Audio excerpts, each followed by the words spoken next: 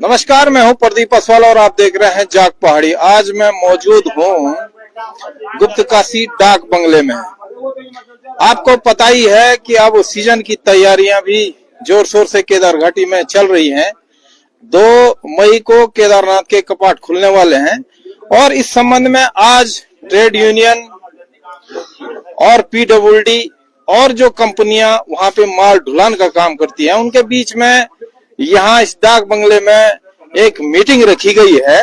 अब जानने की कोशिश करेंगे। यहाँ पे ट्रेड यूनियन के अध्यक्ष गोविंद सिंह राणा जी भी हैं और पूर्व अध्यक्ष अवतार नेगी जी भी हैं और विभिन्न लोग यहाँ पे हैं। निर्णय तो अभी जो लिया गया है वो जो निर्माणदायी कार्यदायी संस्थाएं केदारनाथ के पुनर्निर्माण की हैं उनके बीच और पीडब्ल्यूडी के मध्यस्थता में ट्रेड यूनियन के अध्यक्ष जी और ट्रेड यूनियन के द्वारा अधिकृत जो लोग हुए हैं 16-17 लोग, उन 17 लोगों के मध्य में 2 दौर की वार्ता हो चुकी है। और इस बैठक को करने से पहले इस संबंध में माननीय जिलाधिकारी जी और श्रीमान पशुपालन मंत्री जी और माननीय मुख्यमंत्री जी और यहाँ की क्षेत्रीय जो विधायक हैं आसन नोटाल जी, उन सब से इस विषय पर मंत्रणा हुई थी। और ये जो माल ढुलान माल सामग्री जो जाती है केदारनाथ की पूजा सामग्री और राशन खाद्यान्न इत्यादि और पुनर्निर्माण सामग्री जो जाती थी, इसको अभी तक जो है बाहरी प्रदेशों के आने वाले जो मजदूर थे घोड़े खच्चर वाले वो लोग ढुलान करते थे। अब इस बार हम लोगों ने ट्रेड यूनियन ने ये पहल की है कि यहाँ के स्थानीय लोगों के माध्यम से ही ये कार्य चलेगा। अच्छा। क्योंकि यहाँ का रोजगार जो है इस रोजगार के साथ में एक प्रकार से जिहाद हो गई है और यहाँ के जो लोकल लोगों में ये रोजगार रोका जा सकता था, उसके लिए ये एक पहल थी और ये पहल अब मेरे ख्याल सफलता के अंतिम चरमोत्कर्ष पर है और सभी जगहों पर हर प्रकार की बातें हो चुकी हैं और अब अंतिम दौर में क्योंकि एग्रीमेंट का दौर है और हमारे 17 लोगों के द्वारा एग्रीमेंट दिया गया है और अब इस एग्रीमेंट को और जो हमारी दरें हैं जो जिसके लिए हमने मांग की है कि इतना दर हमारे घोड़े का सोनप्रयाग से और केदारनाथ और गौरीकुंड से और केदारनाथ के लिए ये दरें जो है निर्धारित की जाएं। तो यहाँ पर जो पीडब्ल्यूडी के एक्शन है उनके माध्यम से वो जिलाधिकारी जी को स्वीकृति के लिए भेज दी गई है और जिलाधिकारी जी से इस बारे में पहले ही मंत्रणा हो रखी है कि वो इस पर क्या करेंगे, किस तरह का उनका इस पर विचार रहेगा। तो उन्हीं के परामर्श से सब यह कार्रवाई जो है आगामी यात्रा काल के लिए की जा रही है और इस यात्रा काल पर जो सामग्री ढुलान का जो पैसा है वो स्थानीय लोगों में रुकेगा, इस बात की गारंटी है। और यात्रा व्यवस्था के दौरान घोड़े खच्चरों की जो आपूर्ति का वहां पर सवाल खड़ा हो जाता था कि माल ढुलान के लिए घोड़े नहीं मिल पाते थे, प्रशासन के लोग खुद जिलाधिकारी जी वहाँ डेरे में झोपड़ी में घर में घुस करके घोड़े मांगते थे।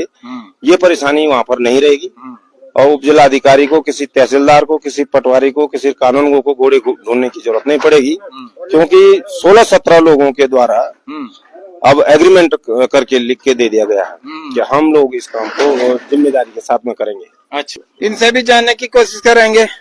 राव जी, क्या हुआ आज मीटिंग में? क्या आज का बैठक का मुख्य मुद्दा हमारा ये था कि कंपनी वालों के साथ तो नहीं था हमारा, लेकिन कंपनी वाले भी आ गए, ये अच्छी बात है।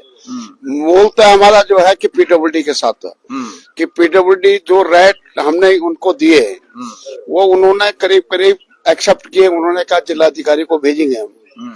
और इसके पीछे एक मंशा भी है हमारी कि जो माल के जो घोड़े हैं ये अतिरिक्त होंगे, जो सवारी के घोड़े हैं उससे अतिरिक्त इनके अलग से लाइसेंस बनेंगे और ये अलग तरीके से चलेंगे और ये बहुत डिसिप्लिन तरीके से चलेंगे।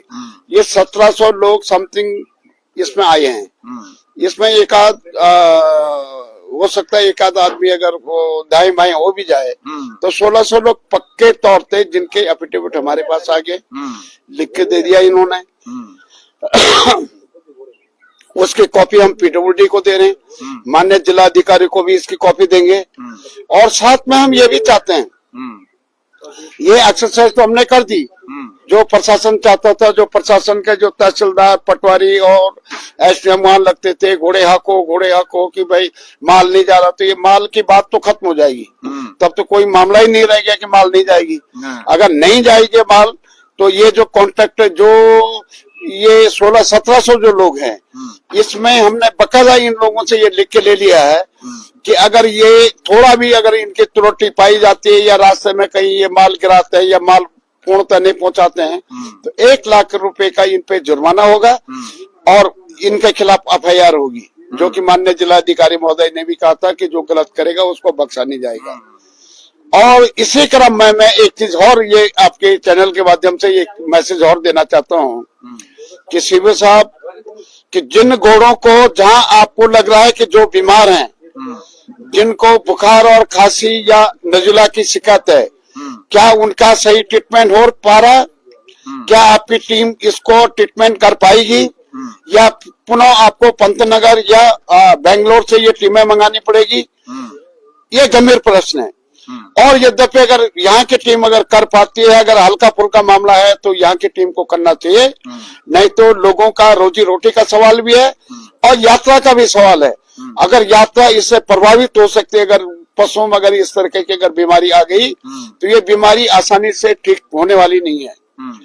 तो और दूसरा मेरा एक सुझाव भी है, माननीय जिलाधिकारी महोदय से अनुरोध भी है और पशुपालन के जो मुख्य पशु चिकित्सा अधिकारी हैं उनसे कि आप टीम बना करके, क्योंकि आपके हॉस्पिटल जगह जगह हैं, आप उन हॉस्पिटलों के माध्यम से उन गांवों में जाकर के उन घोड़ों का सैंपल लें, उनका वहीं पर उनका फिटनेस का सर्टिफिकेट वहीं बनाएं, तो ये बाद में जो है कि भगदड़ नहीं बचेगी।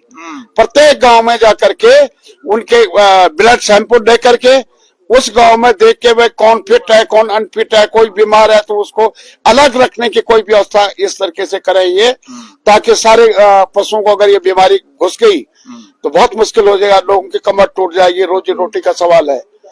तो इसमें हमारा ये भी कहना है कि पशुपालन और जिलाधिकारी महोदय इसको गंभीरता से लें। तो इसको हम लोग विधिवत तरीके से चाहते हैं। ऐसा नहीं हो कि हवाई कि गोविंद सिंह रावत ने अगर गुप्तकाशी में कोई चीज कह दी है वो फाइनल हो गया। इस पर मनन करें, विचार करें और प्रत्येक गांव में जाकर के उनकी सैंपलिंग और मेडिकल। धन्यवाद। एक प्रश्न मेरा राव जी आपसे। हाँ बोलिए। यहाँ पे ट्रेड यूनियन PWD मध्यस्थता कर रहा था और कुछ कंपनियों के अधिकारी भी यहाँ पे थे जी। तो मैं जैसे देख पा रहा था आपने एक ज्ञापन सौंपा है एक्शन साहब के पास जी। तो उस ज्ञापन में जो कंपनी से संबंधित अधिकारी थे उन्होंने उसमें साइन नहीं किए, इसके बारे में क्या कहना चाहेंगे? उसमें साइन का जहां तक सवाल है कि वो कंपनी वालों का हमसे लेने देना कुछ नहीं है, वो तो PWD को ही उनसे साइन करवाने हैं और वो अलग से बैठक करवा रहे हैं उनकी और अलग से बैठक करके उस ज्ञापन में साइन करेंगे और वो रिपोर्ट वो जिलाधिकारी को देंगे। ये हमारा कहना है और ये चीज हमने ठान ली है।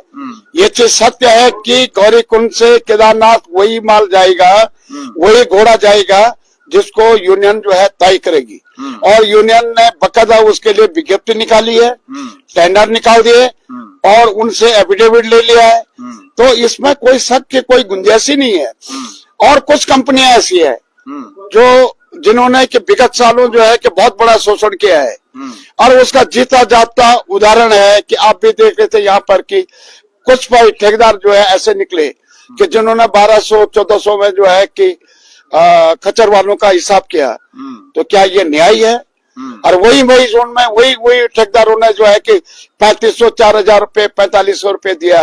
जब जिलाधिकारी महोदय ने कहा कि माल नहीं जा रहा केदारनाथ, माल गया लेकिन उनका रेट क्या था? और हमने तो नॉर्मल रेट रखा हुआ है, 2700 रुपए गौरीकुंड से, 3200 रुपए सोनप्रयाग से और वो भी गारंटी के साथ केदारनाथ पहुंचेगा। ये मेरा कहना।